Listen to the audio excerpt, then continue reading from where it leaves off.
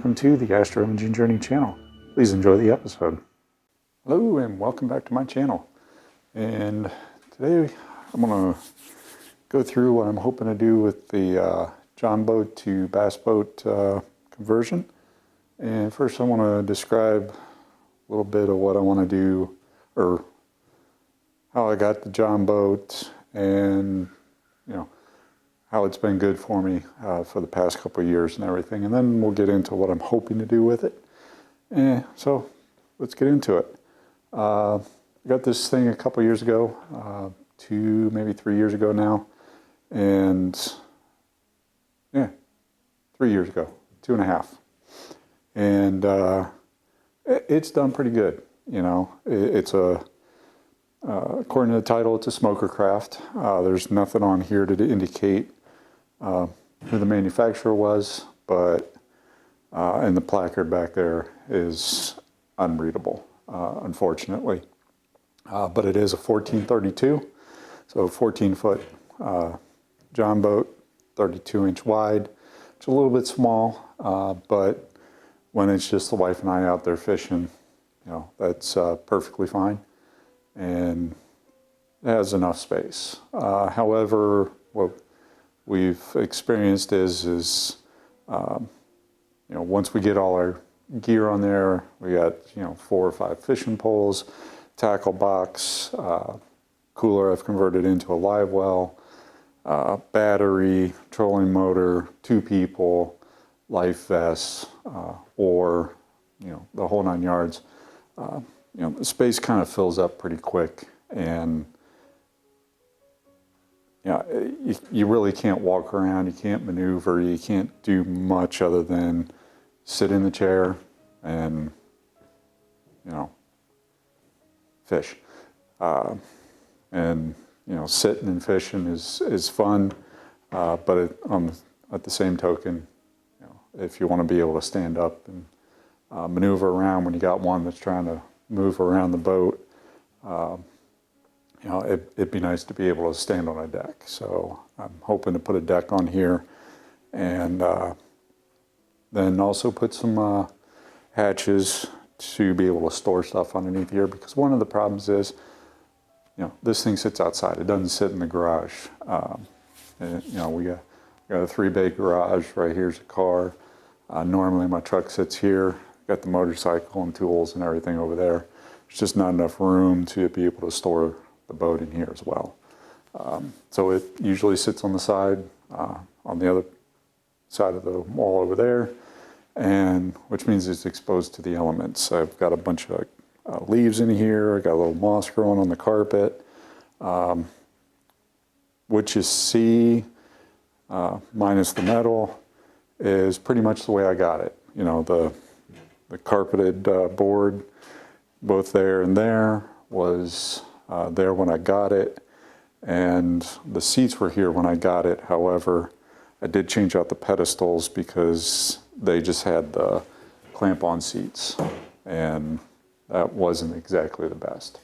So, and I did put the battery here. One of the things I found was having the battery in the back, trolling motor, and myself, if I was out on the water by myself, this nose would ride real high, back would sit real low, and the stability wasn't as good as it could have been.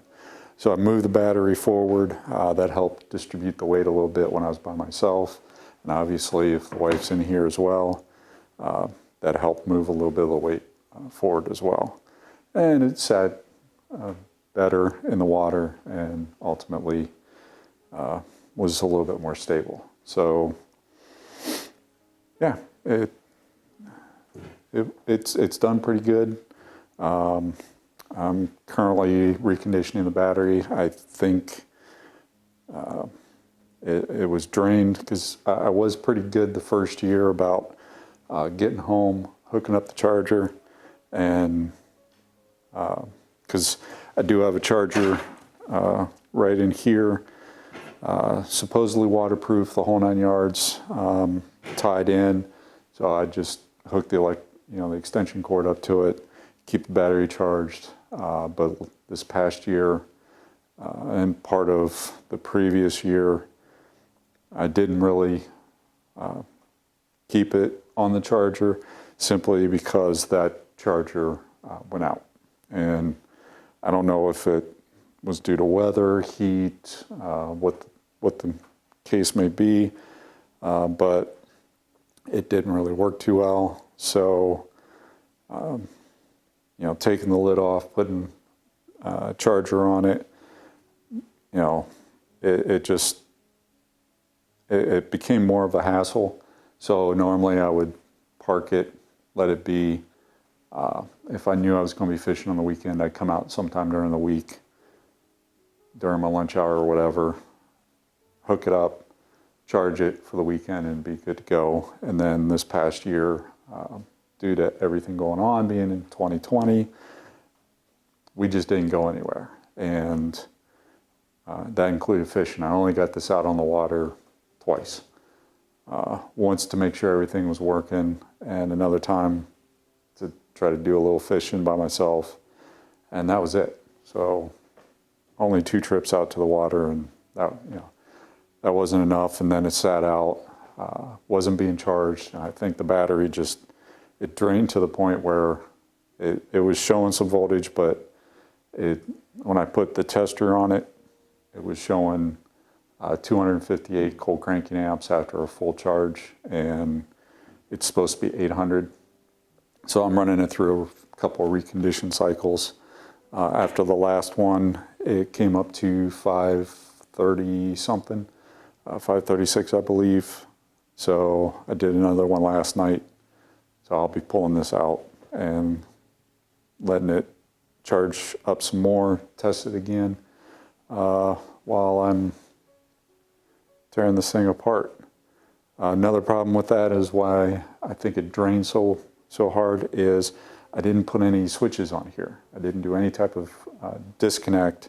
So my depth finder, fish finder, whatever you want to call it, is permanently wired in. It's wired into the same wire that the trolling motor is, and it stayed connected all the time. So I'm pretty positive that there might just be a slow draw off of the battery, and it drained it and sulfated it. So hopefully this will extend the life of this battery.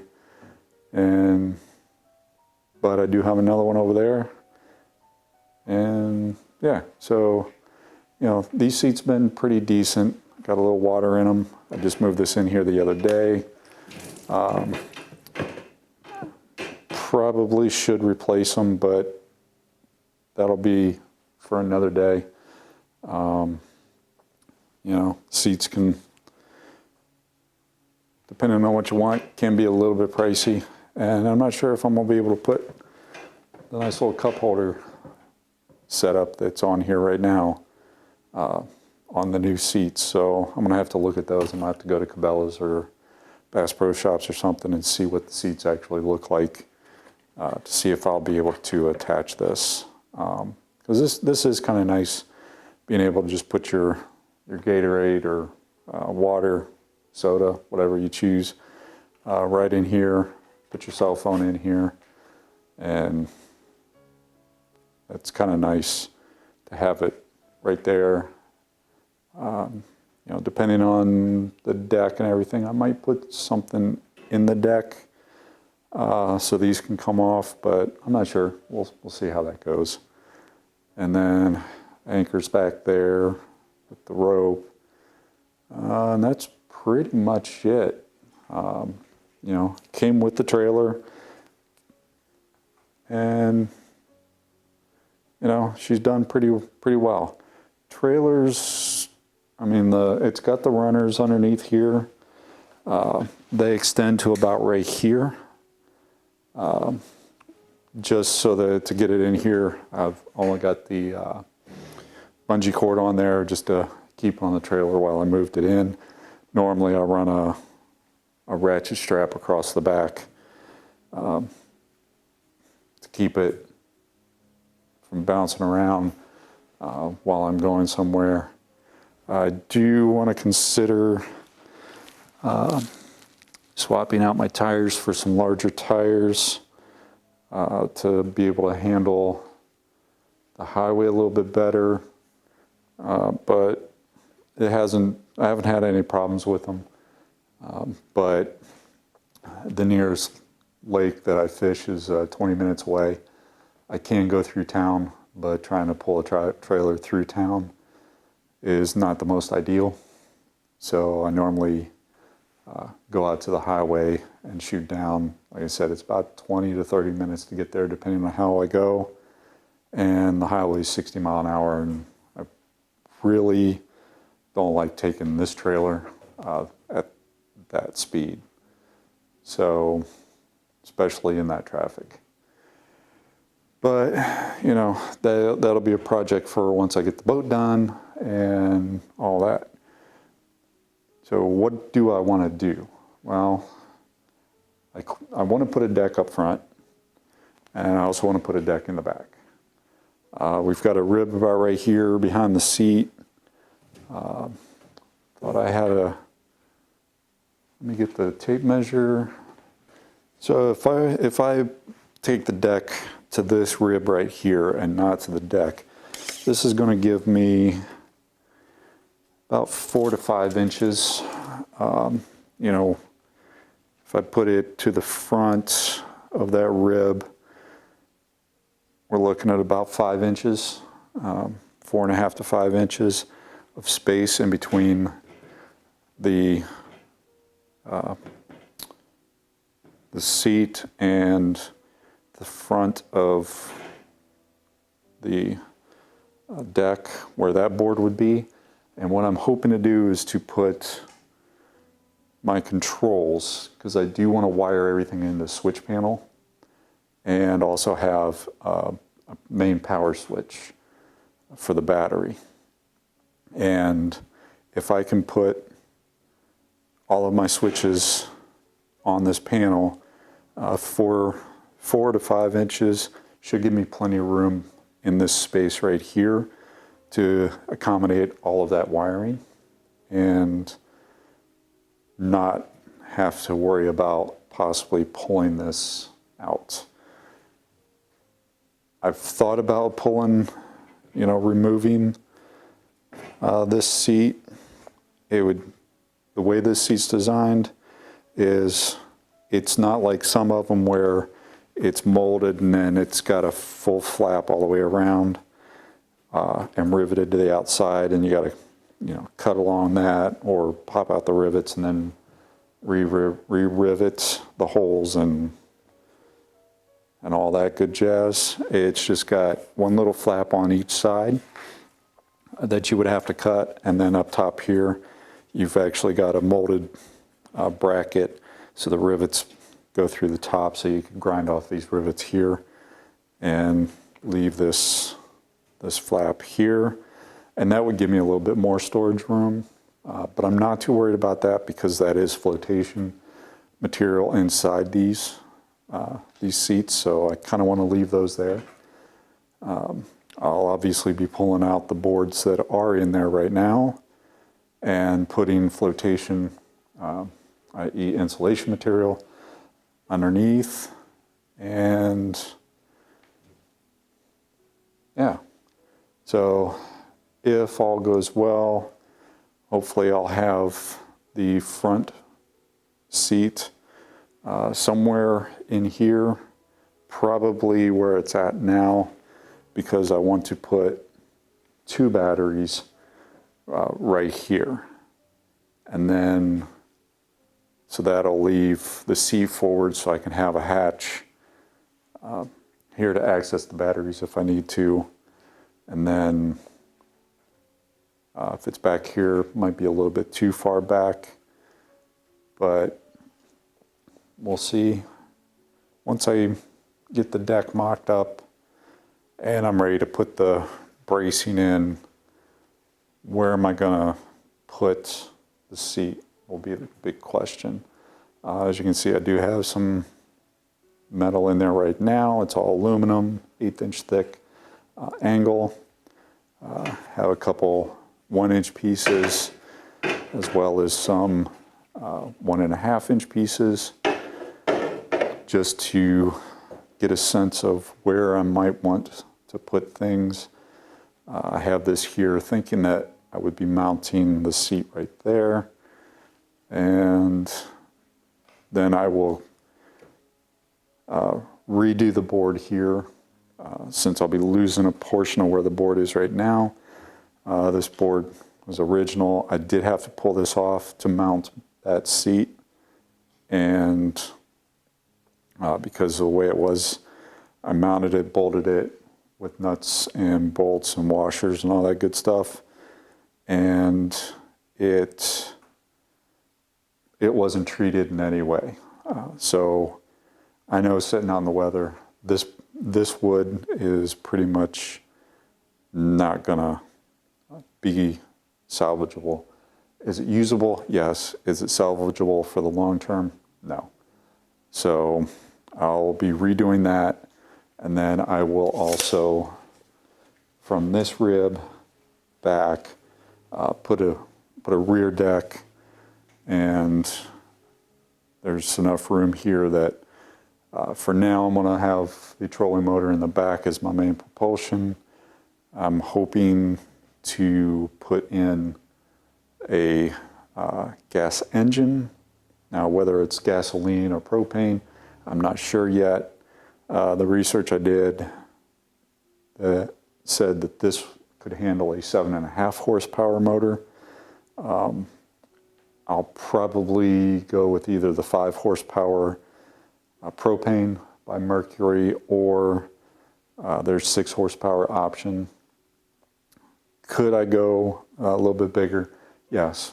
I've seen other individuals do that, but I don't want to risk it. So we'll leave it there. Got my cleats back here. I'll probably do some different cleats and mount them to the deck. And then I'll have a flip-up hatch back here so I can access whatever I need to when I do have stuff back here, like the fuel tank or propane tanks or whatever. So the fish, or the depth finder / fish finder, will obviously be relocated from the transom somewhere else, and hopefully mounted on one of the decks. And I will also go ahead and mock up a mount up on the bow, so that when it comes time, I can move that trolling motor to the bow and put the gasoline engine on there. So that's an introduction to the project. That's what I'm hoping to do. We'll see what comes of it.